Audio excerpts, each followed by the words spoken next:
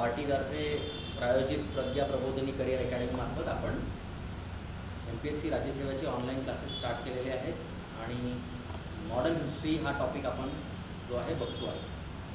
So modern हिस्ट्रीमध्ये काल आपण जे आहे भूराजस्व पद्धती आपण काल रिवाईज केली. भूराजस्व, so what you understand by भूराजस्व?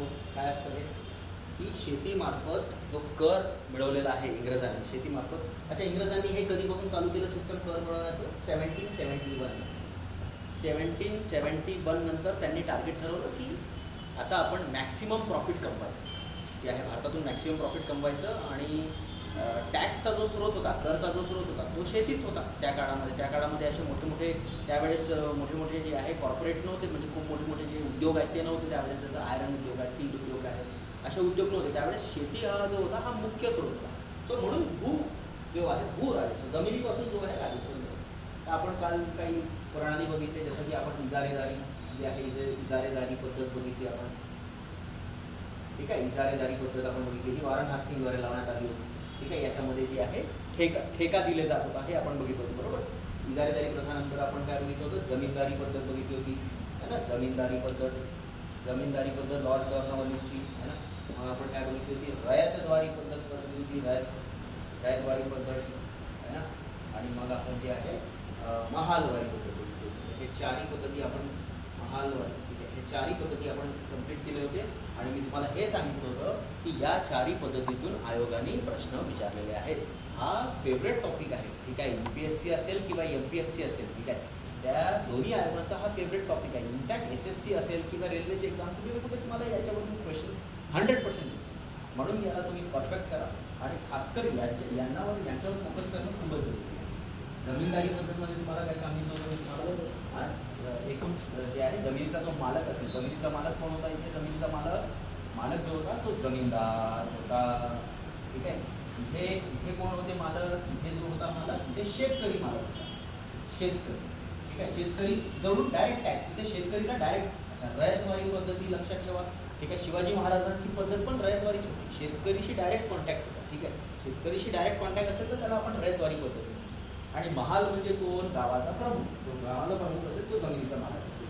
हे काही बेसिक जे आहेत फंडे जे आपल्याला लक्षात ठेवायचे आहे, ठीक आहे. हा किती पार्टवर होता? 19% एरिया. एकूण भूभाग जो होता भारताचा, एकूण भूभागाच्या 19% एरियामध्ये जमीनदारी पद्धत लागू होती. रयतवारी पद्धत जी होती ही टोटल किती पर्सेंटवर होती? 51%वर होती. आणि ही किती पर्सेंटवर होती? एकूण 30% एरियावर होती, बरोबर आहे. सो हे सगळ्या पॉईंट्स मी काल तुम्हाला डिस्कस केले होते, है ना.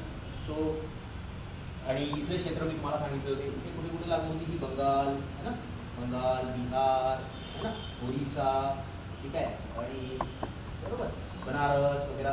हे इनिशियली जिंकलेले क्षेत्र होते इंग्रजांचे, इनिशियली जिंकलेले क्षेत्र. त्याच्यामध्ये इथे आहे हे पद्धत. आणि इथे रयतवारी पद्धत कुठे चालू केली होती? मद्रासमध्ये लागू करण्यात आली, बॉम्बे प्रांतामध्ये, है ना. आणि दख्खन, ठीक आहे, दख्खनचा जो पठार आहे ना, दख्खन क्षेत्रामध्ये, बरोबर. आणि महालवारी पद्धत जे नंतर त्यांनी जिंकलेले क्षेत्र आहेत, जसे की पंजाब, जसे की मध्य प्रदेश, उत्तर प्रदेश, या क्षेत्रांमध्ये जे आहे महालवारी पद्धत लागू.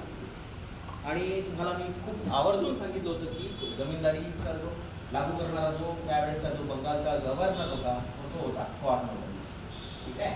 हा सांगितलं होतं तुम्हाला, येस, हे जास्त इम्पॉर्टंट आहे. आणि तुम्हाला हे पण सांगितलं होतं मी तुम्हाला की हा जो प्लॅन होता, पूर्ण जमीनदारी पद्धतीचा जो प्लॅन होता तो सर जॉन शोर यांनी बनवला होता. आणि अजून विस्तृत मी माहिती तुम्हाला त्या जमीनदारी पद्धतीबद्दल सांगितली. रयतवारी पद्धतीबद्दल तुम्हाला मी जेव्हा सांगत होतो, रयतवारीची पद्धत होती ती बेसिकली जी आहे थॉमस मुनरो यांनी लागू करण्याचा प्रयत्न. थॉमस मुनरो, ठीक आहे, आणि जनरल कॅप्टन रीड यांच्याबद्दल सांगितलं होतं तुम्हाला. आणि मला हे सांगितलं होतं तुम्हाला की बॉम्बे प्रांतामध्ये एल्फिन्स्टन यांनी ही जी आहे पद्धत, रयतवारी पद्धत चालू केली. आणि ह्या आयोगाने प्रश्न विचारले.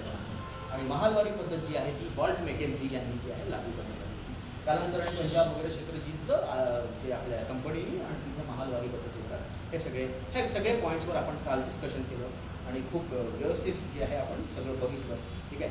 सो इथे आपण जे आहे हा टॉपिक पूर्णपणे संपवलेला आहे आणि त्याला रिवाईज करा तुम्ही जितकं होऊ शकतं तुमच्यातर्फे. आता आपण इंग्रजांच्या अजून दुसऱ्या काही ज्या प्रणाल्या आहेत, दुसऱ्या काही पद्धती आहेत ज्या इंग्रजांनी भारतामध्ये राबवल्या ते आपण बघणार, ठीक आहे.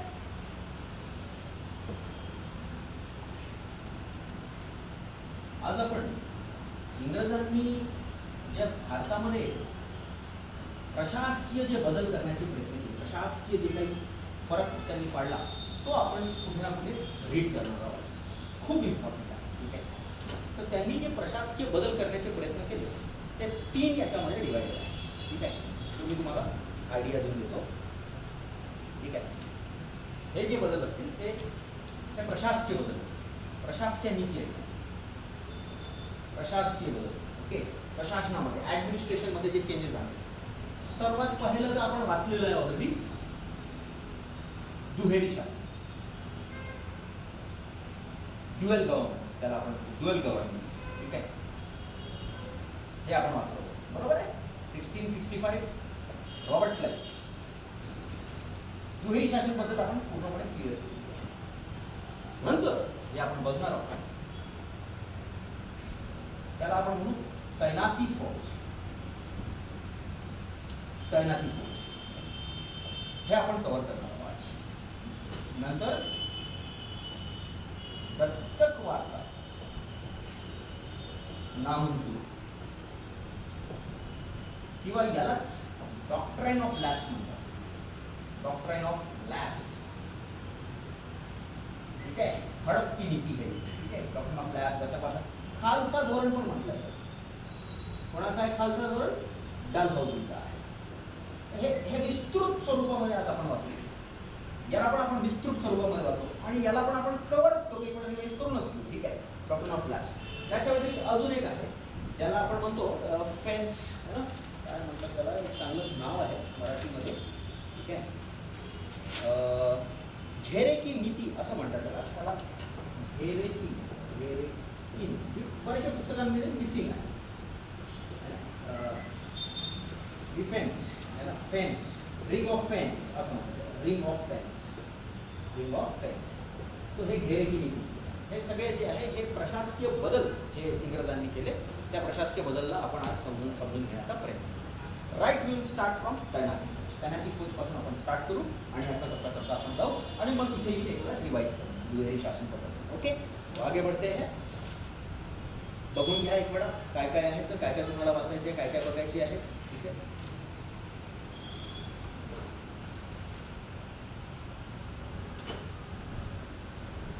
प्रशासनामध्ये जे बदल आणले इंग्रजांनी भारतामध्ये आल्यानंतर, ठीक आहे, हे ते घेतले. भू राजस्व नीतीमध्ये आपण काय बघितलं की शेतकऱ्याचं शोषण होऊन राहिलं आहे आणि शेतकऱ्यांचं शोषण होण्यामुळे डेफिनेटली आज नाही उद्या हा शेतकरी विद्रोह करेल. ठीक आहे. तिथे हे सगळे जे आहेत हे विद्रोह जे आहेत ते येतील जेव्हा आपण 1857चा उठाव करू. ठीक आहे. सो आपण तैनाती फौजकडे जाऊया पहिले. ठीक आहे.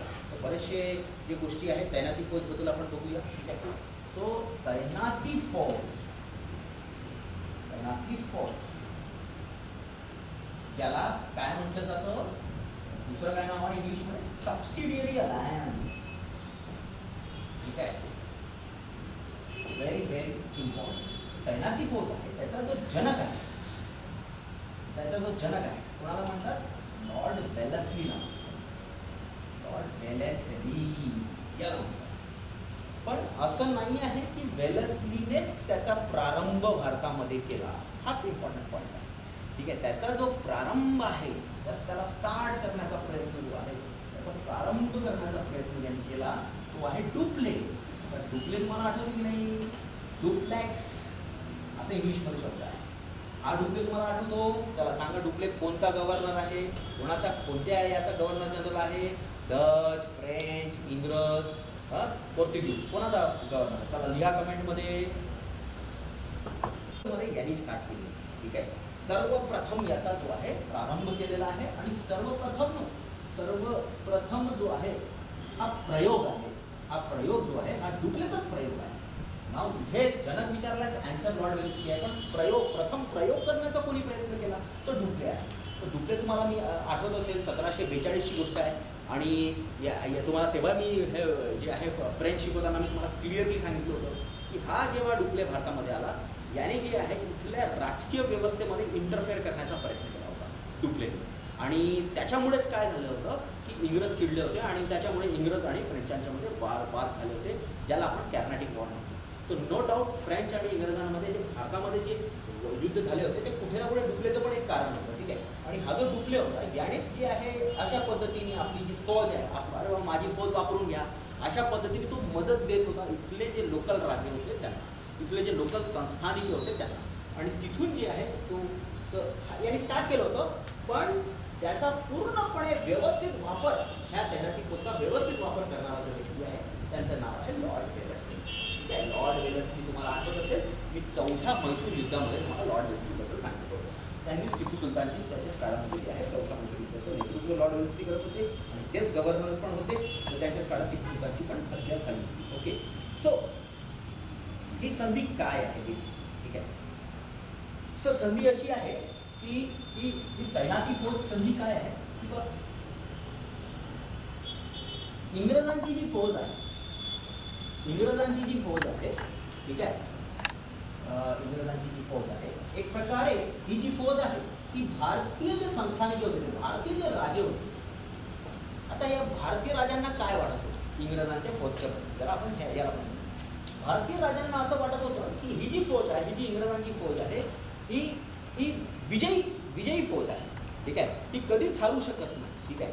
आणि यांची जी फौज आहे ही पूर्णपणे जी आहे यांच्याजवळ चांगले एक्स्ट्रा ऑर्डिनरी चांगले वेपन्स आहेत, ठीक आहे, बंदूक आहेत, तोप आहेत, सगळे हाय लेवलचं आहे, ठीक आहे. तर कुठे ना कुठे म्हणून यांना असं वाटत होतं की बा या फौजेचा जर आपल्याला वापर करायला भेटून राहिला तर वापर करून घ्यावा. सो वेलेस्लीनी काय केलं, तैनाती फौज सबसिडरी अलायन्समध्ये वेलेस्लीनी काय केलं की बा तुम्ही माझी फौजचा वापर करा, युद्धांसाठी वापर करा, ज्या काही गोष्टीसाठी तुम्हाला वापर करायची माझी फौजचा वापर करा, पण त्याच्या बदल्यामध्ये मला काही ज्या आहेत गोष्टी तुम्हाला माझ्या गोष्टी स्वीकार कराव्या लागतील. तर ते काय आहे, सर्वात नंबर 1 जे तुम्हाला लक्षात ठेवायचं आहे. पहिलं पॉईंट हे आहे या तैनाती फौज पद्धतीमध्ये, पहिलं पॉईंट हे आहे की संधीचा स्वीकार करणारा जी काही संस्थानिकी आहे तिला विदेशी संबंध, तिचे विदेशी संबंध कंपनी आहे. विदेशी संबंध, विदेशी संबंध कोण बघेल, कंपनी बघेल. कोणाचे, ज्या राजांनी ही तैनाती फौज पद्धत स्वीकारली आहे, म्हणजे जो राजा यांची इंग्रजांची फौजचा वापर करणार आहे युद्धामध्ये, ठीक आहे. तो विदेशी संबंध जो आहे तो कंपनी बघेल, ठीक आहे. त्या राजाचे विदेशी संबंध कंपनी बघेल. नंतर हा जो ज्या राजाने ही संधी साईन केलेली आहे, ज्या राजाने ही संधी साईन केलेली आहे त्याच्या राज्यामध्ये, त्याच्या राज्यात जी आहे कंपनीची तुकडी राहणार आहे, कंपनीच्या सैन्य तुकडी, ठीक आहे, सैन्य तुकडी जी आहे ती त्याच्या राज्यामध्ये सैन्य तुकडी, ठीक आहे. हे पण लक्षात ठेवायचं आहे तुम्हाला. त्याच्यानंतर तुम्हाला हे लक्षात ठेवायचं आहे की कंपनीचा एक रेसिडेंट, काय म्हणायचं त्याला, रेसिडेंट, कंपनीचा एक रेसिडेंट जो आहे, ज्या राजाने पण या संधीला स्वीकार केलेला आहे त्या रेसिडेंट पण जो आहे त्या कंपनीकडे जो त्या राजाच्या संस्थानिकेमध्ये ठेवावा, ठीक आहे. हे सगळे पॉईंट्स तुम्हाला लक्षात ठेवायचे आहेत. त्या व्यतिरिक्त अजून काही पॉईंट्स आहेत, ठीक आहे. कंपनी संस्थानिकेच्या अंतर्गत बाबीमध्ये हस्तक्षेप करणार नाही, ठीक आहे. कंपनी जी आहे संस्थानिकेच्या अंतर्गत बाबी ज्या असतील, अंतर्गत बाबीमध्ये संस्थानिकेचे अंतर्गत बाबीमध्ये हस्तक्षेप, ठीक आहे, लक्षात, हस्तक्षेप कंपनी करणार नाही. परंतु जे विदेशी संबंध आहे ते कंपनी डिसाईड करणार, कंपनी डिसाईड करेल कोणाची मैत्री करायची आहे, कोणाशी शत्रुत्व करायचं आहे, हे सगळं कंपनी डिसाईड करेल. जे विदेशी त्यांचे संबंध आहेत ते कंपनी डिसाईड करेल.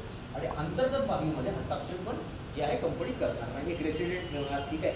आणि या सगळ्यानंतर बाह्य आक्रमण जे होणार, जे पण राज्यांनी ही तैनाती फौज स्वीकारलेली आहे, ठीक आहे, बाहेरून समजा एखादा राज्य जे आहे आक्रमण करते तर हे सगळे बाह्य आक्रमणापासून कंपनी वाचवते त्या संस्थानिकेला, बाह्य आक्रमणापासून कंपनी वाचवणार, ठीक आहे. ज्याने पण ही संधी स्वीकार केली कंपनी वाचवेल त्याला, ठीक आहे, ठीक आहे. हे सगळ्या जे गोष्टी आहेत हे तुम्हाला लक्षात ठेवायचं आहे, ठीक आहे. तर हे पण त्या बदल्यामध्ये जे आहे तुम्हाला जी आहे ही फौज भेटेल आणि ह्या फौजच्या बदल्यामध्ये तुम्हाला कंपनीला एकतर पैसे द्यायचे आहेत, पैसे नाही देऊ शकत ना, तर प्रांत द्या, एखादा प्रांत तुम्हाला द्यावा लागेल, तुमच्या राज्याचं, तुमच्या संस्थानिकेचं एखादं प्रांत, तुम्हाला छोटंसं प्रांत द्यावं लागेल कंपनीला, किंवा तुम्हाला पैसा द्यावा लागेल, कारण तुम्ही कंपनीची फौज वापरत आहे. त्यालाच म्हणतात तैनाती फौज पद्धत, ठीक आहे. तर हे काही पॉईंट्स आहेत जे तुम्हाला मी परत डिस्कस करून सांगतो आहे. कंपनी, जो कोणी राजा ही तैनाती फौज पद्धत स्वीकार करेल त्या राजेसोबत कंपनी जी आहे ते साईन हे करून घे ना, संधी करणार. ती संधी अशी आहे, विदेशी संबंध जे आहेत कंपनी बघेल त्या राजाचे. ठीक आहे. राज्यात कंपनीच्या सैन्याची तुकडी राहणार. सैन्याची तुकडी तर राहणार. एक रेसिडेंट पण तिथे वास्तव्य करेल. त्याच्यानंतर राज्याच्या अंतर्गत बाबीमध्ये कंपनी हस्तक्षेप करणार नाही आणि बाह्य आक्रमणापासून जे आहे कंपनी त्याला वाचवणार. ठीक आहे. तर हे सगळे पॉईंट्स आहेत जे तुम्हाला लक्षात ठेवायचे आहेत. तर हीच जी संधी आहे याला आपण तैनाती फौज पद्धत म्हणतो. ठीक आहे. सो तैनाती फौजचा आयडिया आलेला आहे सगळ्यांना. तैनाती फौज स्वीकारलेली आहे आणि हे सगळं काय जे आहे हे सगळं आयडिया आलेलं आहे. त्याला सांगा कमेंटमध्ये. ठीक आहे.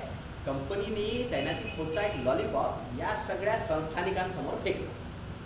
ठीक आहे. किंवा चला तैनाती फौज वापर करून घ्या. एक उदाहरण द्यायचं आहे, एक्झॅक्टली जर सांगायचं असेल. ठीक आहे.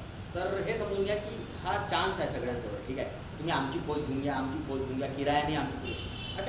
अच्छा एक गोष्ट अजून लक्षात ठेवा की फौजचा वापर जेव्हा एखादा देशी राजा करतो आहे भारताचा, तर त्याला पैसे त्या सैन्याला नाही द्यायचे आहे. पैसे डायरेक्ट वेल्सलीला देणार आणि वेल्सलीजवळ पैसे जातील. नाहीतर बघा कसं असतं, ह्या संस्थानिकांनी समजा पैसे या फौजला दिले असते तर फौज ॲटोमॅटिकली संस्थानिकडे डायव्हर्ट झाली असती. पण हे संस्थानिकांना पैसे कोणाला द्यायचे आहे? लॉर्ड वेल्सलीला द्यायचे. आणि लॉर्ड वेल्सली त्यांचे जे आहे सगळे सॅलरीज वगैरे जे आहे तर अशा पद्धतीने ही फौज होती. आणि या संस्थानिकांना असं वाटायचे की अरे बाबा ही फौज तर जी आहे ही तर विजयी फौज आहे, इथं कधी जाणार नाही म्हणून मला काही टेन्शन नाही. ठीक आहे. तर अशा पद्धतीने हे जे आहे काही पद्धतीने म्हणजे अशा गोष्टींनी हा वेल्सली जी आहे तैनाती फौजचा जो एक लॉलीपॉप जो आहे तो या संस्थानिकांसमोर फेकला. तर आता कंपनीला काय लाभ झाला? तर कंपनीचा लाभ काय आहे? कंपनीचा लाभ आपण म्हणूया. कंपनीचा लाभ काय आहे? लाभच लाभ आहे कंपनीला. सर्वात पहिला पॉईंट,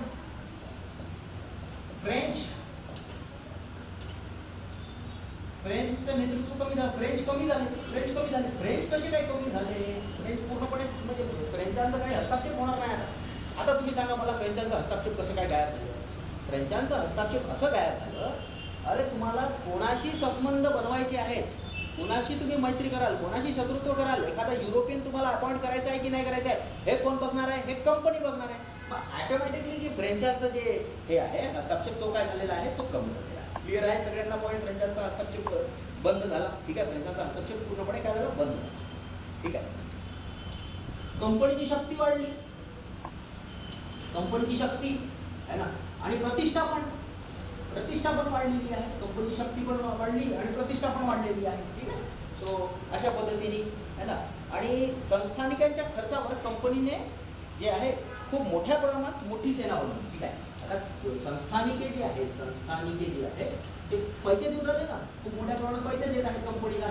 हे काय म्हणतात, हे फौजला ॲक्टिव्ह ठेवण्यासाठी फौज मला पाहिजे, पैसा चालला आहे कंपनीला आणि कंपनीला पैसा मिळणार नाही. कंपनी त्या पैशांनी काय करत होती? मोठ्या प्रमाणात पैसे जे आहे कमवत. तर अशा पद्धतीने कंपनीची जी आहे लॉर्ड वेल्सलीचं जे तैनाती फौज पद्धत आहे ही सुपर डुपर हिट आहे. ठीक आहे. अजून दुसरी गोष्ट काय आहे? दुसरी गोष्ट ही आहे की आता बाह्य जे विदेशी संबंध आहेत ते कोणाशी बनवायचे कोणाशी नाही बनवायचे हे कंपनीच्या हातात आहे. ठीक आहे. कंपनी ठरवणार त्या राज्याचे कोणाशी संबंध असणार नाही असणार. आता तुम्ही इथे काय झालं, इथे मराठी आहे, माणूस चला निजाम आहे. ठीक आहे. मराठी आहे, निजाम आहे, माणूस चला. ठीक आहे. तर हे जे गट आहे, गटबाजी बनवून झाली. गुटबाजी आहे ती बंद झाली. म्हणजे हे जे गुट बनायचं, ठीक आहे, इथले जे लोकल राजे होते जसे त्रावणकोर आहे, जसे मराठी आहे, जसे निजाम आहे, तर हे एकत्र नाही होत होते. चला बाई आपण एकत्र व्हायचं आणि कंपनीवर अटॅक करायचं. हे एकत्र कसे होतील? कारण की यांना समजा एकमेकांसोबत संबंध बनवायचे आहेत तर तुम्हाला परमिशन कोणाची घ्यायची आहे? परमिशन तुम्हाला काय ना वेल्सलीची घ्यायची आहे. कारण की हे तुमचं सगळं जे विदेशी जे काही संबंध आहे हे बघणार आहे. म्हणून हे जे लोकल राजे होते, हे जे लोकल संस्थानिके होते हे एक नाही होऊ शकले वेल्सलीच्या विरोधात. कारण की विदेशी संबंध वेल्सलीच्या हातात होते. तर अशा पद्धतीने ह्या तैनाती फौजचा सुपर डुपर म्हणजे हिट झाला हा तैनाती फौज आणि कंपनीने प्रचंड पैसा कमवला तैनाती फौज. तर अशा पद्धतीने तैनाती फौजचे जे पॉईंट्स आहेत जे तुम्हाला लक्षात ठेवायचे आहे. ब्रिटिश साम्राज्याचा भयानक विस्तार झाला. ठीक आहे. आणि तैनाती फौज जो आहे मोठ्या प्रमाणात इथल्या संस्थानिकांनी स्वीकार केले. हे सगळे संस्थानिक आपण बघू ज्यांनी ही जे आहे स्वीकार केला आहे त्यांना आपण कव्हर करू. ठीक आहे. फौज चा स्वीकार करणारे जे संस्थानिके आहेत त्यांना आपण कोणते ते संस्थानिके आहेत ज्यांनी या तैनाती फौजचा स्वीकार केला. Very very important.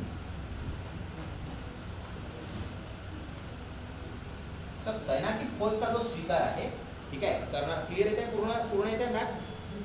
थोडं कव्हर कट झालेला आहे, खालचा मॅप कट झालेला दाखवायची नंतर.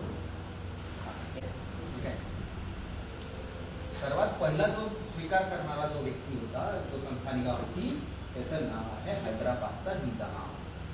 हा जो निजाम आहे, ठीक आहे, हैदराबादचा निजाम. हैदराबादची जो संस्थानिका आहे त्यांनी जी आहे त्यांनी ही पद्धती जी आहे स्वीकारली.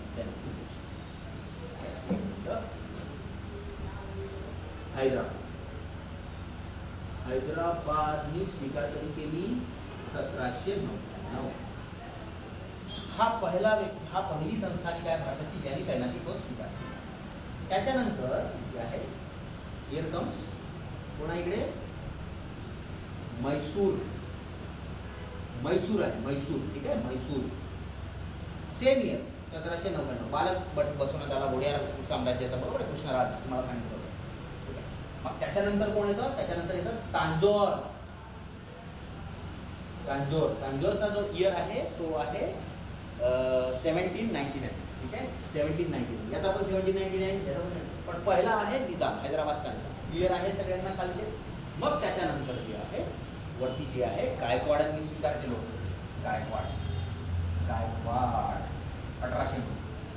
ठीक आहे. मग त्याच्यानंतर इथे पेशवा. ठीक आहे. चला, पेशवाबद्दल एक्झाममध्ये क्वेश्चन आलेला आहे की कोणता तो पेशवा होता ज्यांनी तैनाती फौज संधी जी आहे साईन केली होती.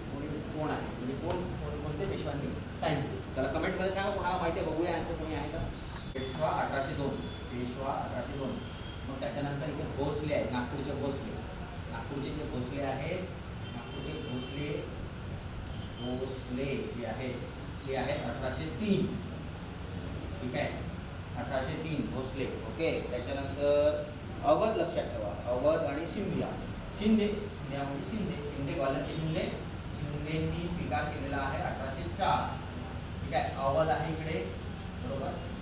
अवध जो आहे, अवध आहेत 1802. हे अवध आहे, हे सगळ्यांनी स्वीकार केलं. या व्यतिरिक्त राजस्थानमध्ये पण जे आहे अनेक जे संस्थानिके आहेत त्यांनी स्वीकार केलेला आहे. राजस्थानमध्ये जोधपूर, जयपूर आणि भरतपूर. जोधपूर, जयपूर आणि भरतपूर या संस्थानिकांनी पण जे आहे स्वीकार केले. काय स्वीकार केले? तैनाती फौजचा स्वीकार केला. सर्वात शेवटचा जो संस्थानिका होती ज्यांनी तैनाती फौजचा स्वीकार केला ते आहे इंदोरचे होळकर. जे आहेत इंदोरचे होळकर यांनी 1818 मध्ये, होळकरांनी 1818 मध्ये तैनाती फौजचा स्वीकार केला. शेवटचे स्वीकार करणारे इंदोरचे होळकर होते आणि प्रथम स्वीकार करणारे हैदराबादचे निजाम. हे सगळे पॉईंट्स तैनाती फौजबद्दल आहे. तैनाती फौज कंप्लीट झालेली आहे. मी तुम्हाला विचारलं होतं कोणत्या पेशवानी संधी केली होती, कोणी उत्तर दिलंय, बघूया मध्ये सांगा. तैनाती फौज क्लिअर झाली आहे का?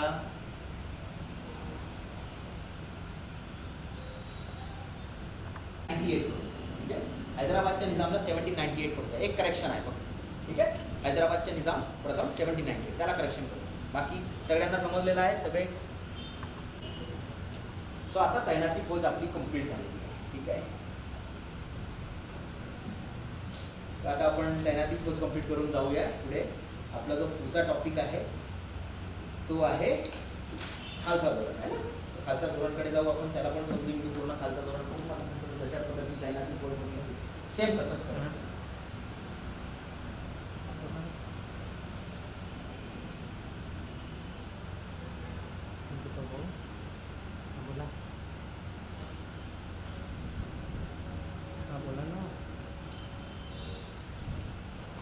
सो खालसा धोरण काय आहे बेसिकली? ठीक आहे. खालसा धोरणला दत्तक वारसा नामंजूर पण म्हणतात. दत्तक वारसा नामंजूर. ओके. अजून काय म्हणतात त्याला? याला म्हणतात खालसा धोरण. अजून काय नाव आहे याला? यालाच नाव आहे doctrine of labs. Doctrine of labs. आणि यालाच म्हणतात हडप की नीती, हडपणे की नीती. ठीक आहे. सो याचा जो श्रेय आहे, म्हणजे याचं जे हे बघा, हे पहिलेपासूनच लिहिलेलं होतं ॲक्च्युली. इंग्रजांची ही हा जो कायदा इंग्रजांनी जो आहे हा पहिलेच बनवला होता. पण कोणत्याच गव्हर्नर जनरली याच्यावर जे आहे, म्हणजे जो भारताचा गव्हर्नर, कारण की 1833 नंतर भारताचे गव्हर्नर झाले होते. ठीक आहे. तर कोणत्याच गव्हर्नर जनरली याला लागू नव्हतं. पण एक खतरनाक गव्हर्नर जनरल जो आला, ज्याचं नाव होतं लॉर्ड डलहौसी. तो जो होता लॉर्ड डलहौसी, त्यांनी हे जे सिस्टम आहे ही सिस्टम त्यांनी लागू केली. ठीक आहे. तर लागू करणारा सिस्टमचा जो वापर करणार आहे, याचा प्रथम वापर त्यांनी करून घेतला. ठीक आहे. म्हणजे प्रथम वापर ज्यांनी करून घेतलं, ठीक आहे, आणि लागू करून घेतलं ज्यांनी, जे आहे त्याचं नाव आहे लॉर्ड डलहौसी. परत सांगतो आहे, हा नियम आधीपासूनच होता, पण त्याचा वापर कोणत्याच गव्हर्नर जनरल करत नव्हता. म्हणजे इंग्रजांनी आपल्या इंग्लंडमध्ये हे सगळे नियमावली बनवून दिले, इंडियाला कसं रूल करायचं. त्याचा वापर करून घेणारा जो आहे तो आहे लॉर्ड डलहौसी. हा जो लॉर्ड डलहौसी आहे, ह्या लॉर्ड डलहौसीनी याचा वापर. सो बेसिकली काय आहे, तर लॉर्ड डलहौसीबद्दल तुम्हाला माहीतच आहे. भयानक साम्राज्यवादी. ठीक आहे. भयानक साम्राज्यवादी होता. म्हणजे काय, याला आपल्या भारतामध्ये जे आहे याला सगळे संस्थानिके जितके होऊ शकतात पटसे मिळालं भाई, आपल्या कंपनीवर मिळालो. ठीक आहे. आपल्याला सामील करून घ्या, हा त्याचा विचार होता. हा आलाच तसा होता. आणि तुम्हाला माहीतच आहे, आपण अँग्लो शीख युद्ध वाचलेलं आहे. सेकंड अँग्लो शीख युद्ध. सेकंड अँग्लो शीख युद्ध, बरोबर. सेकंड अँग्लो शीख युद्धामध्ये काही घेणं देणं नाही आहे दुलीप सिंगचं. तरी दुलीप सिंगला त्यांनी म्हणजे आहे त्यांनी कैद करून त्याला लंडनला पाठवून दिलं तिथे. आणि पूर्ण पंजाब राज्य त्यांनी जे आहे आपल्या याच्यामध्ये विलीन करून घेतलं. तर कुठे ना कुठे हा माणूस जो आहे हा साम्राज्यवादी आहे. आणि याला जे आहे सगळे जे जास्तीत जास्त जे संस्थानिक आहेत ते त्याला विलीन करून घ्यायचे. तर आता काय आहे, यांनी काय ठरवलं, हे दत्तक वारसा नामंजूर काय आहे जरा याला समजून घ्या. बऱ्याच वेळा स्टुडंट कन्फ्यूज होता. दत्तक पुत्र नामंजूरच वाटतं त्यांना. दत्तक वारसा नामंजूर म्हणजे काय, दत्तक पुत्र तर मंजूर आहे, दत्तक पुत्र मंजूर आहे, पण दत्तक पुत्र गादीवर नाही मंजूर आहे. म्हणजे तुम्ही त्याला स्वतःचं जी येणारी जी म्हणजे तुमची जी गादी आहे, तुमचं जे राज्य आहे ते राज्य त्याच्या हातात नाही बसवू शकतो. हां, तुम्हाला दत्तपुत्र घ्यायचा आहे तुम्ही घ्या. ज्या पण राजाला दत्तक पुत्र घ्यायचा आहे तो घेऊ शकतो, पण त्या दत्तक पुत्राला तो गादीवर नाही बसू शकतो. त्याचं राज्य सांभाळण्यासाठी तो त्या दत्तक पुत्राला नाही बसू शकतो. आता दत्तक पुत्राची परंपरा ही काही आजची आहे का? दत्तक पुत्र घेण्याची परंपरा आजची नाही आहे, ही खूप जुनी आहे.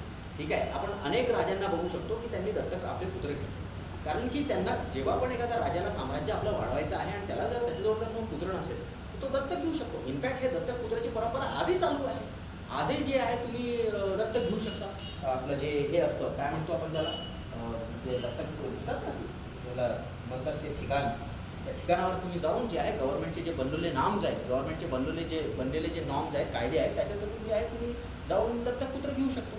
ठीक आहे. तर असे जे गोष्टी आहेत हे दत्तक पुत्राला तुम्ही जे आहे आपल्या गादीवर बसू शकणार नाही, हे जे विचार आहे हे कुठे ना कुठे डलहौसीचे होते आणि यांनी जी हे आहे स्टार्ट केलं. ठीक आहे. काय म्हणतो आपण त्याला, जिथून दत्तपुत्र घ्या, अनाथालयामध्ये तुम्ही आधी जाऊन दत्तपुत्र घेऊ शकता. तर हे दत्तपुत्र वारसा नावामध्ये समजून घ्या. दत्तपुत्राला तुम्ही बसवू शकता. ठीक आहे. गादीवर नाही बसू, त्याच्या हातात राज्य नाही देऊ शकत. पण आता याच्यामध्ये पण अजून काही स्टेप्स आहेत जे तुम्हाला लक्षात ठेवायचे की कोणते ते संस्थानिक आहेत ज्यांना हे अधिकार नव्हते. ठीक आहे. त्याला आपण अजून पुढे जाऊ. ठीक आहे. 3 श्रेणीमध्ये जे आहे त्यांनी संस्थानिकांना वाटले. श्रेणी नंबर 1, स्वतंत्र संस्थानिक. स्वतंत्र संस्थानिक हे लक्षात ठेवायचं. स्वतंत्र संस्थानिके जे असतील ते दत्तक पुत्र घेऊ शकतात. ते मोठे मोठे संस्थानिके असतील त्यांना काही प्रॉब्लेम नाही, ते जे आहेत ते दत्तपुत्र घेऊ शकतात. दुसरे जे असतील, दुसरे संस्थानिके ते असतील ज्यांच्यावर कधी काळी मुघल किंवा पेशवांचे राज्य होते. मुघल किंवा पेशवांचे राज्य होते कधी काळी, हे पण दत्तक पुत्र घेऊ शकतात, पण यांना परवानगी लागेल. कोणाची परवानगी लागेल? डलहौसीची परवानगी लागेल. आणि तिसरे जे सी टाईपचे आहेत ते तृतीय श्रेणीमध्ये ठीक आहे, जे ब्रिटिश साम्राज्याच्या अधीन आहे, जे ब्रिटिश साम्राज्याचे अधीन. तर हे 3 टाईपचे ABC कॅटेगरी हे डॅलहौसीने ठरवली. ठीक आहे, जे स्वतंत्र संस्थानिक आहेत ते दत्तकपुत्र. अच्छा, दत्तकपुत्र का बरं घेतात तुम्ही मला सांगा, दत्तकपुत्र का बरं घेतात? अरे सिंपल आहे, दत्तकपुत्र याच्यासाठी घेतलं जातं कारण की राजाची मृत्यू होऊन जाते आणि साम्राज्य सांभाळण्यासाठी कोणीच नसतं. तर त्यावेळेस दत्तकपुत्र सहसा घेतले जाते. जसं झाशीचं आपण एक्झाम्पल घेतलं तर जशा झाशीच्या ज्या राजाची डेथ झाली, मनुकर्णिकेचे हस्बंडची डेथ झाली, तसंच इमिडिएटली पुत्र जे आहे त्यांनी दत्तक घेतला होता. ठीक आहे, आणि त्याला बसवता नाही आलं. सेम झालं सातारामध्ये पण आप्पासाहेबांची डेथ झाली आणि आप्पासाहेबांचा जो पुत्र होता त्यांना पण बसवता नाही आलं. ठीक आहे, तर हे जे आहे हे कोणावर लागू करण्याचा प्रयत्न केला डलहौसीने? हे 2 याच्यावर प्रयत्न केला. आणि जनरली हे छोटे छोटे राज्य राहायचे आणि इझिली ते येऊ शकतात, इझिली विलीन होऊ शकतात, असे टार्गेट डलहौसीने ठरवले. आणि हे जे पॉईंट्स आहेत हे बऱ्याचशा ठिकाणी मिसिंग आहे. ह्या पॉईंट्स मिसिंग सहसा हे मिसिंग असतात. तर हे पण काही जे गोष्टी आहेत ते तुम्हाला लक्षात ठेवायचं आहे.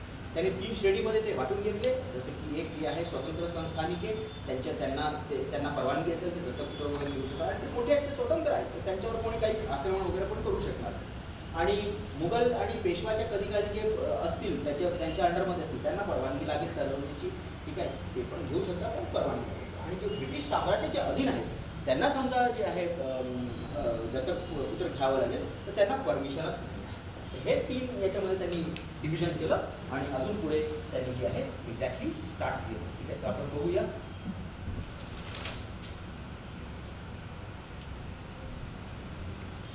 सो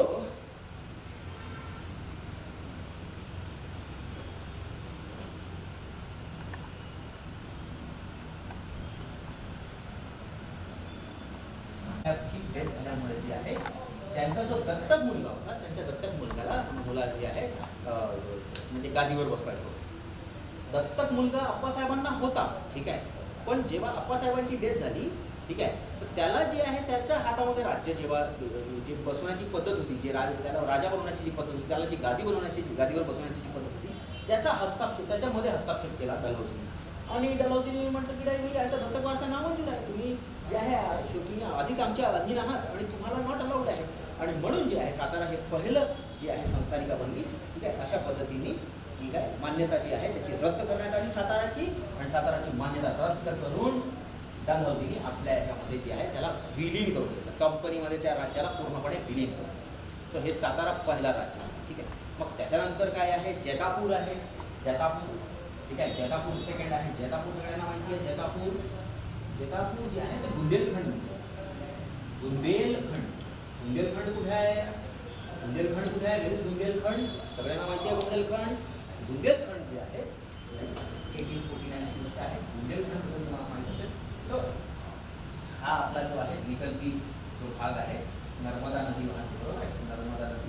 नर्मदा नदीच्या वरती इथे मालवाचा पठार, मालवा, आणि मालव्याच्या पठारा बाजूला इथे बुंदेलखंड आहे. इथे कोण आहे? बाघेलखंड आहे. बाघेलखंड तुम्ही बघू शकता. तर हे बुंदेलखंडमध्ये जे आहे तिथे जैतापूर नावाचं एक साम्राज्य होतं, एक संस्थानिका होती. तर जैतापूर संस्थानिकेला पण त्यांनी अशाच पद्धतीने विलीन केलं. ठीक आहे, अजून कोण आहे बघूया. अजून जे आहे उदयपूर आहे, झाशी आहे. ठीक आहे, उदयपूर आहे, झाशी आहे. ठीक आहे, उदयपूर आहे 1853, झाशी आहे 1854. ठीक आहे, एक मिनिट गडबड झाली आहे, 1852 आणि 1853. आणि मग नागपूर आहे, नागपूरला पण विलीन केलेलं आहे 1854ला नागपूर विलीन केलेलं आहे. ते हे काही आहेत जे तुम्हाला लक्षात ठेवायचे आहेत. ठीक आहे, जे आयोगामध्ये परीक्षेमध्ये विचारले जातात. ठीक आहे, सो इथपर्यंत कन्सेप्ट क्लिअर आहे सगळ्यांना? रेस्पॉन्ड करा, ते आहे संशोधन करा आणि ते चेकअप करा. ठीक आहे, जे काही आहे थोडे बुक्स इकडे तिकडे गडबड करतात. ठीक आहे, पण जे काही जे माझ्याजवळ जे आहे त्याच्यावरती हे लिस्ट मी बनवतो. कुठे जे आहे जिथे दत्तक वारसा नामंजूर नाही होत आहे तिथे पण त्यांनी गडबड करण्याचा प्रयत्न केला. सो बघूया आपण.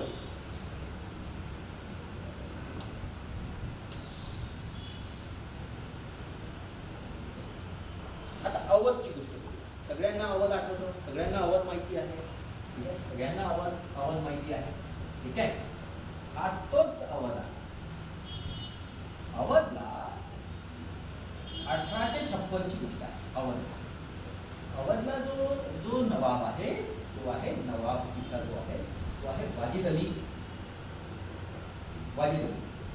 वाजिद अली शाह, ठीक आहे.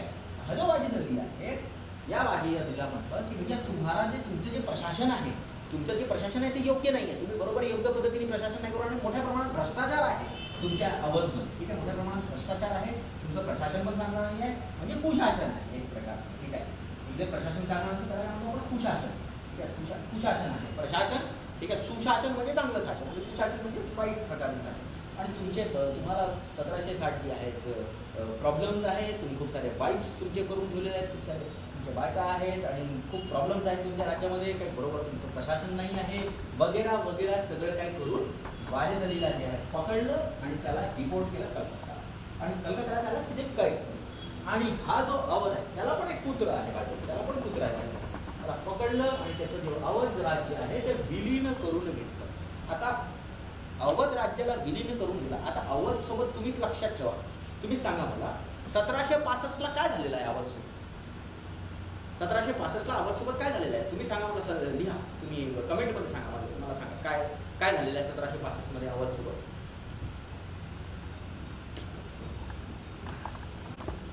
इलाहाबाद किंवा अलाहाबाद जे काही आहे त्याची संधी झालेली आहे 1765ला. इलाहाबादच्या संधीमध्ये काय डिसाईड झालं आहे? इलाहाबादच्या संधीमध्ये हे डिसाईड झालेलं आहे की अवध जो आहे तो मित्र राष्ट्र असेल, आमचा मित्र राष्ट्र असेल, बरोबर आहे, आणि आम्ही त्याच्यावर अटॅक करणार. तर बघा अवधला आज मित्र राष्ट्र म्हटलं आणि आज बघा कशा पद्धतीने ते एकदम पटकन विलीन करून टाकलं आहे, ठीक आहे. शुजाउद्दौला सोबत संधी झालेली आहे. अवध याचे पूर्वजच ना, वाजिद अलीचे पूर्वजच असतील शुजाउद्दौला, ठीक आहे. भाई आज हे अवध जो आहे हमारा मित्र राष्ट्र नाही का, आणि आज या अवधला पण त्यांनी सोडलं नाही आणि त्याला पण त्यांनी डलहौसीने दिली.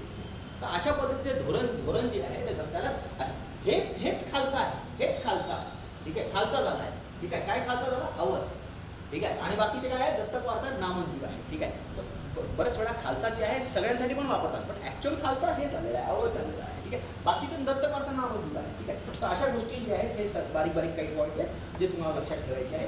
त्या व्यतिरिक्त सिक्कीमला पण सोडलं नाही. सिक्कीमला पण जे आहे 1850 मध्ये सिक्कीमचं जे क्षेत्र आहे सिक्कीमला पण 1850 मध्ये त्यांनी विलीन केलं, ठीक आहे. सिक्कीमला पण विलीन केलं, ठीक आहे. याच्याच आधारावर विलीन केलं, कुशासनच्या आधारावर जबरन विलीन केलं, ठीक आहे. अशा पद्धतीने जे आहे आणि शेवटी हा डलहौसी जो आहे हा कोहिनूर हिरा पण घेऊन जातो भारतापासून घेऊन जातो तो, ठीक आहे. तर अशा पद्धतीने हे जे आहे यालाच आपण म्हणतो दत्तक वारसा नामंजूर. सो दत्तक वारसा नामंजूर मी कंप्लीट केलेला आहे, सगळ्यांना क्लिअर झालेला आहे दत्तक वारसा नामंजूर?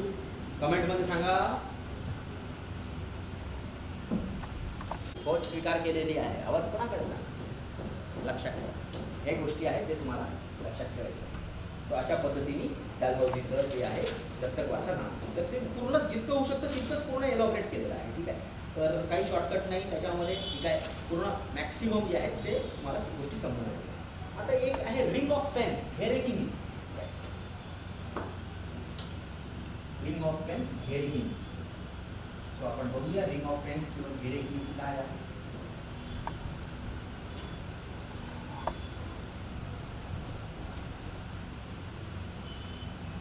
रिंग ऑफ फेन्स किंवा यालाच घेरेकी नीती बेसिकली काय आहे?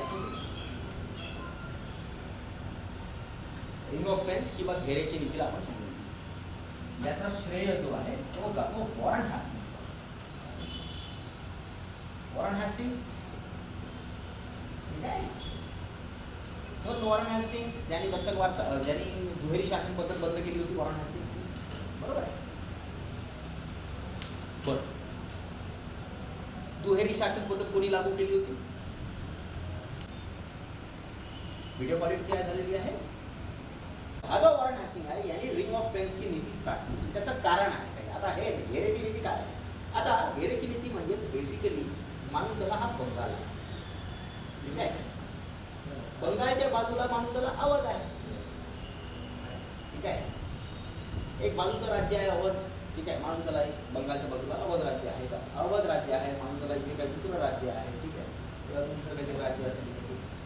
तर या वॉरन हॅस्टिंगनी काय केलं, यांच्यासोबत संपर्क साधला आणि यांना म्हटलं की इथून आपल्याला अटॅक होऊ शकते, आपल्यावर आक्रमण होऊ शकते, इथूनही आपल्यावर आक्रमण होऊ शकतं.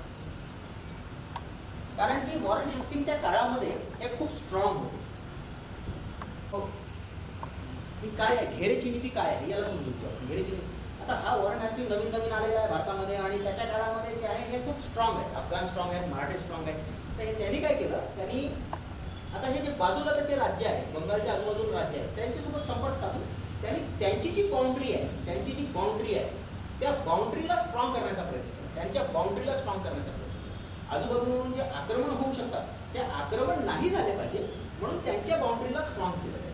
तर म्हणून हे काय म्हणून आपण घेरे की नीती, ठीक आहे, घेर लिहा, ठीक आहे. तर अशा पद्धतीने, आणि हे काय आहे, यांना काय म्हणून आपण बफर स्टेट, बफर स्टेटला स्ट्रॉंग केलेलं आहे. बफर स्टेट म्हणजे काय असतं सगळ्यांना माहिती आहे. बफर स्टेटचा बफर राज्य म्हणजे काय होतं. बफर राज्य म्हणजे एखाद्या व्यक्तीला बंगालला जायचं असेल तर त्याला अवधहून जावं लागेल बंगालला. तर हा जो अवध आहे हा बफर राज्य झाला.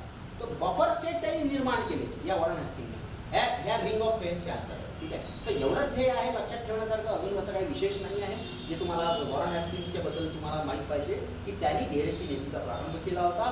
सो आपण घेरेची नीती, बफर स्टेटबद्दल आता बघा. बफर स्टेट, आता इंडिया आणि चायना, भारत आणि चीनच्या मध्ये बफर स्टेट कोणतं आहे बफर स्टेट? नेपाळ आहे बफर स्टेट. म्हणजे भारतातून समजा मला चायनावर अटॅक करायचा आहे, चीनवर, तर मला बफर लागत आहे ना नेपाळ. म्हणून मी नेपाळसोबत चांगले संबंध करण्याचा प्रयत्न करतो. म्हणून भारताचा प्रयत्न असतो नेपाळसोबत चांगला प्रयत्न. भूटान लागतं आपल्याला, भूटान हां नो डाऊट, वरती आपल्याला चीन डायरेक्ट लागलेला आहे, पण हे पण भूटान पण आपल्या समजा युद्ध झाला आज नाही उद्या चीनसोबत, तर आपल्याला भूटानचं कदाचित रस्ता कामाला येईल, कदाचित नेपाळचा रस्ता कामाला येईल. म्हणून आपण यांच्यासोबत चांगलं, हे काय झाले, हे दोन झाले बफर स्टेट झाले, हे बफर स्टेट.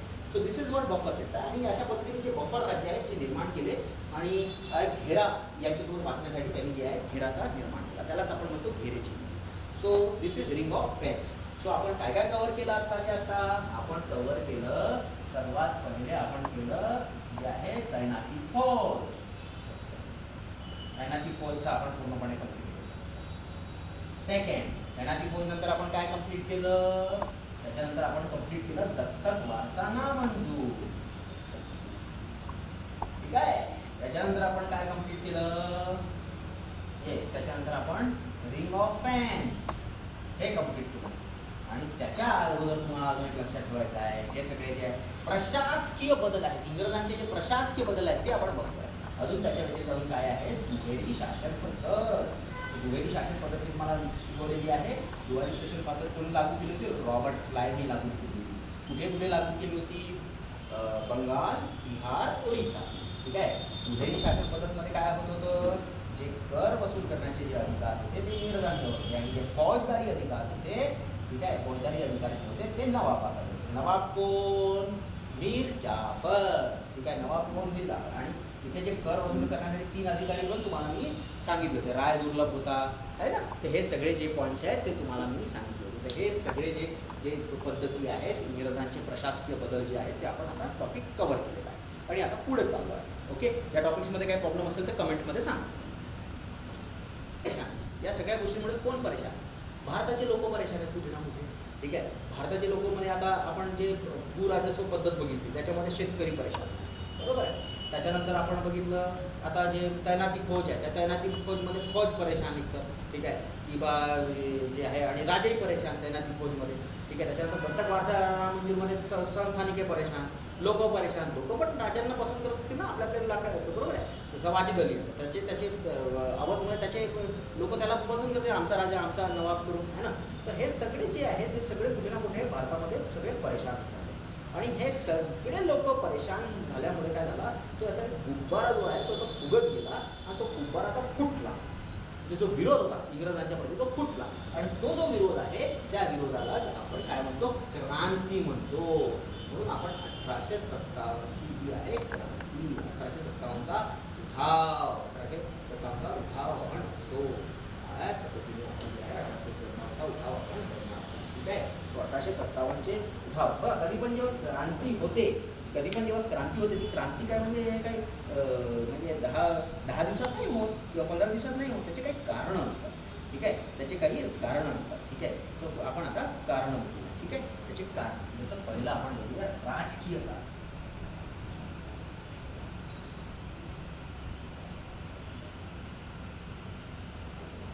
राजकीय कारणामध्ये काय लक्षात ठेवा, राजकीय कारणामध्ये तुम्ही लक्षात ठेवा जे हस्तक्षेप आहे, हस्तक्षेप कोणाचे हस्तक्षेप, इंग्रजांचे हस्तक्षेप.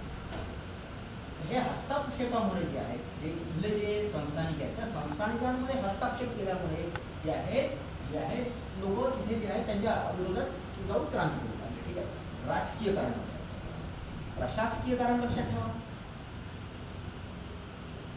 प्रशासकीय कारण काय आहे आत्ताच बघितले आपण. प्रशासकीय कारण म्हणजे काय काय लक्षात ठेवा. तैनाती फौज है ना, दत्तक वारसा नामंजूर, ठीक आहे, दुहेरी शासन, हे सगळे प्रशासकीय बदल, प्रशासकीय कारण आहेत हे सगळे. मग आर्थिक कारण आहेत काही. आर्थिक कारण सगळ्यांना लक्षात आहे. बिलकुल आर्थिक कारण आहेत ना. काय आहे, भूराजस्व पद्धती, महालवारी है ना, महालवारी, रयतवारी, कायम धारा पद्धत, दॅट इज जमीनदारी पद्धत, कायम धारा पद्धत, हे जे पद्धती आहेत त्याच्यामुळे आर्थिक शोषण होऊन राहिलं आहे. इथले जे शेतकरी आहेत त्यांचं आर्थिक शोषण होऊन राहिलं आहे. त्याच्यानंतर तुम्ही लक्षात ठेवा आर्थिक कारण. त्याच्यानंतर जे सैन्यामध्ये बदल आहेत, सैनिक कारण आहेत काही, सैन्यामध्ये बदल होऊन राहिले आहेत. ठीक आहे. आता सैन्यामध्ये बदल, सैनिक कारण जे आहेत ते तुम्हाला लक्षात ठेवायचे आहेत. जे सैनिक सुधारणा, सैनिक कारणापेक्षा सैनिक सुधारणा म्हणजे नियम. तो सैनिक सुधारणा. आता सैनिक सुधारणा म्हणजे काय आहे, बेसिकली जे सैनिक होते, तुम्हाला पहिला दिवस आठवा जेव्हा मी मॉडर्न हिस्ट्री स्टार्ट केली होती त्यावेळेस मी तुम्हाला सांगितलं होतं की भारतामध्ये जे आहे मोठ्या प्रमाणात व्यापार सुरू होता आणि भारताला सोने की चिडिया बनायची, बरोबर. तेव्हा मी तुम्हाला सांगितलं होतं की भारतामध्ये जे आहे ती वर्ण प्रणाली चालू होती आणि वर्णामध्ये जे हे होते, काय म्हणतो आपण त्यांना, है ना, जे व्यापार करणारा जो वर्ग होता, हा व्यापार करून जो आहे मोठ्या प्रमाणात जो आहे हा जायचा विदेशाला जाऊन जो आहे मोठ्या प्रमाणात सोना होता, बरोबर. मोठ्या प्रमाणात पैसा जो आहे, सोना जो आहे तो भारतामध्ये येत होता. मी तुम्हाला काय सांगितलं होतं, मला हे सांगितलं होतं की ह्या व्यापारी वर्गाला थांबवण्यासाठी असे जे आहे एक प्रकारचे जे आहे असे नियम बनवण्यात आले की यानंतर समुद्राच्या पाण्यामध्ये कोणी पाय ठेवल्यास त्याचा धर्मभ्रष्ट समजला जाणार. समुद्राच्या पाण्यामध्ये समजा कोणी पाय ठेवेल तर त्याचा धर्मभ्रष्ट समजलं जाणार. आता सैनिक सुधारणा होऊन राहिल्या आहेत. आता इंग्रजांनी या सैनिकांना जे आहे समुद्राच्या मार्गाने अनेक ठिकाणी पाठवले, अंदमान निकोबारला पाठवले, कुठे पाठवले. तर सैनिक पण चिडले किंवा आम्हाला समुद्रामध्ये, कारण की ही प्रथाच होती की समुद्राच्या पाण्यामध्ये समजा तुम्ही पाय ठेवाल तर तुमचा धर्मभ्रष्ट समजला जाईल. ठीक आहे. तर हे जे आहे पुरोहितांनी जे ठरवून ठेवलं होतं, ठीक आहे, की तर अशा पद्धतीने हे जे सैनिक सुधारणा आहे ज्याच्यामध्ये सैनिकांना इकडे तिकडे पाठवण्यात आलं, म्हणून सैनिकांना पण प्रॉब्लेम झाला की बा अरे हे काय आहे, आम्हाला समुद्राच्या पाण्यातून पाठवून आले, आमचा तर धर्मभ्रष्ट होऊन राहिला. म्हणून सैनिक पण चिडले होते. आणि सैनिकांना आता आपल्याकडे कसे सैनिक होते, जे आधीचे सैनिक होते, समजा तुम्ही पानिपतचं तिसरं युद्ध बघा तर त्याच्यामध्ये सैनिक कसे आहेत, सैनिकांनी मोठे मोठे दाड्या आहेत, मोठे त्यांचे केस आहेत, असे लांब वाढून ठेवलेले आहेत, भाले इस्तेमाल करून राहिले, मॉडर्न वेपन्सना वापर नाही करून राहिले. तर ते जे सैनिक होते त्या सैनिकांना जे युरोपियन लाईनमध्ये हे जे इंग्रज आहेत ते घेऊन आले. युरोपियन लाईन म्हणजे कसं, त्यांची कटिंग केली, तुम्ही कडा नाही घालू शकणार, ताबीज वगैरे नॉट अलाउड, तुम्हाला हे सगळे जे आहे एक स्टँडर्ड फॉलो करावं लागेल. तर त्या सैनिक सुधारणामुळे पण सैनिक चिडले होते. तर हे क्रांती अशीच नाही झाली. 1857ची क्रांतीचे अनेक जे आहेत त्याचे कारण आहेत. तर पहिलं आपण राजकीय कारण बघितलं, मग प्रशासकीय कारण बघितलं, मग आर्थिक कारण बघितलं, मग सैनिक सुधारणा बघितलं आपण. मग आता आपण बघूया सामाजिक सुधारणा. सामाजिक सुधारणा पण इंग्रजांनी केल्या. सामाजिक सुधारणा ठीक आहे, सामाजिक सुधारणा किंवा धार्मिक सुधारणा आपण त्याला म्हणू शकतो. ठीक आहे. सो इंग्रज जे आले हे सामाजिक सुधारणा पण करून राहिले आणि धार्मिक सुधारणा पण करून राहिले आहे भारतामध्ये. ठीक आहे. धार्मिक सुधारणा म्हणजेच आपण सामाजिक सुधारणा पण म्हणू शकतो. ओके. सो एक्झॅक्टली या इंग्रजांनी काय केलं, इंग्रजांनी सती प्रथा बंद केली. सुधारणा, सामाजिक सुधारणा, धार्मिक सुधारणा. जे विधवा विवाह आहेत, विधवा पुनर्विवाह, ठीक आहे, विधवा पुनर्विवाह वगैरे सगळं हे त्यांनी आणलं. ठीक आहे. त्यांनी दुसरा प्रॉब्लेम काय, धार्मिक सुधारणा इथे काय, त्यांनी ख्रिश्चन धर्माला पण बढावा दिला. तर म्हणून हे जे आहेत मग दुसरे जे आहेत हे सगळे जे आहेत चिडू लागले.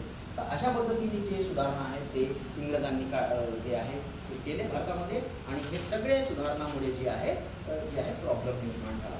1857ची जी क्रांती आहे ती काही म्हणजे खूप मोठ्या काळापासून जे हे काही बदल होत होते, हे जे काही त्याचे कारणं होते हे तुम्हाला लक्षात ठेवायचे आहे. कोणते कारण लक्षात ठेवा, राजकीय कारण, प्रशासकीय कारण, आर्थिक कारण, सैनिक सुधारणा, सामाजिक सुधारणा आणि धार्मिक सुधारणा. आता ह्या सगळ्या गोष्टीमुळे जे आहे भारतीय लोकांमध्ये इंग्रजांच्या प्रती जो आहे तो रोष निर्माण होता आणि तो रोष जो आहे तो याचा फुटला. त्याला जो चान्स आहे, त्याचा जो इमिडिएट कॉज आहे, ठीक आहे. इमिडिएट कॉजला आपण काय करू मराठीमध्ये? इमिडिएट कॉज म्हणजे तत्कालीन कारण, ठीक आहे. तत्कालीन कारण काय आहे? या 1857च्या क्रांतीचं तत्कालीन कारण काय आहे? तत्कालीन कारण आहे एनफिल्ड रायफल. एनफिल्ड रायफल हे तत्कालीन कारण आहे. आणि ही जी एनफिल्ड रायफल आहे, या एनफिल्ड रायफलला जी आहे डुकराची चरबी किंवा गायची चरबी लागली होती, बरोबर आहे, त्याच्या कारतूसला, बरोबर. तर असं म्हटलं जाते की जे गाय आहे ते हिंदूंसाठी पवित्र आहे आणि डुक्कर जे आहे, ठीक आहे, जे डुक्कर आहे ते मुस्लिमांसाठी जे आहे ते खूप म्हणजे घीन प्राणी आहे. तर म्हणून यांचा वापर या बंदुकांमध्ये केलेला आहे बनवण्यासाठी. म्हणून जे आहे तिथून जे आहे विद्रोह स्टार्ट होतो, असा विद्रोह स्टार्ट होतो.